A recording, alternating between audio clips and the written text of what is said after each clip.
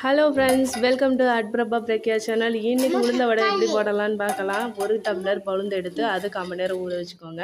இதை ஒரு மிக்ஸி ஜாரில் போட்டு நல்லா அரைச்சி எடுத்துக்கலாம். தண்ணி கொஞ்சமாக ஊற்றி அரைங்க. இது கூட கொஞ்சமாக வெங்காயம், அரிசி மாவு, சால்ட்டு சேர்த்து நல்லா பிணைஞ்சி விட்டுக்கோங்க. இப்போ அடுப்பில் ஒரு பாத்திரத்தை வச்சு நம்ம வடை போடுற அளவுக்கு எண்ணெயை சூடு பண்ணிக்கலாம். இப்போ நம்ம உளுந்த வடையை கொஞ்சம் கொஞ்சமாக ஒவ்வொன்றா எடுத்து நம்ம எண்ணெய் சட்டியில் போட்டு பொரித்து எடுத்துக்கலாம் ஃப்ரெண்ட்ஸ்.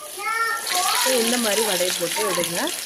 யாருக்கெல்லாம் வீட்லேயே உளுந்த வடை சாப்பிட்றது ரொம்ப பிடிக்கும். நம்மளாம் வீட்டில் செஞ்சு சாப்பிட்டோம்னா அது ஒரு டேஸ்ட்டு தான் ஃப்ரெண்ட்ஸ். ஸோ கடைகளில் அடிக்கடி வாங்காமல் நம்ம வீட்டில் நம்மளுடைய செஞ்சு சாப்பிட்றது ரொம்ப சுவையாகவும் இருக்கும். ஸோ குழந்தைங்கள்லாம் பார்த்திங்கன்னா ஸ்கூல் விட்டு வந்த உடனே ஈவினிங் ஏதாவது ஸ்நாக்ஸ் கேட்பாங்க. ஸோ சிம்பிளாக ரெசிபியான பார்த்தோம்னா நம்ம உளுந்த வடையை ஈஸியாகவே செஞ்சிடலாம். ஸோ ஒரு பக்கம் வெந்த பிறகு மறுபக்கம் இப்படி திருப்பி விட்டுக்கோங்க.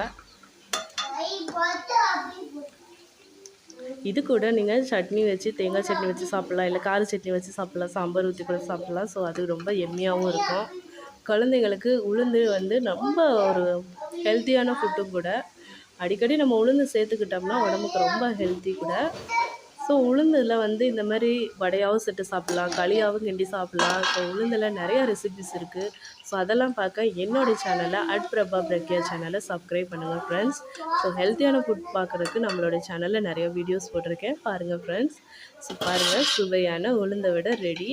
பாருங்கள் எவ்வளோ மொறுமொறுன்னு இருக்குன்னு. இது கூட நீங்கள் தேங்காய் சட்னியும் கார சட்னியும் எது வச்சு வேணாலும் சாப்பிட்டுக்கலாம் ஃப்ரெண்ட்ஸ்.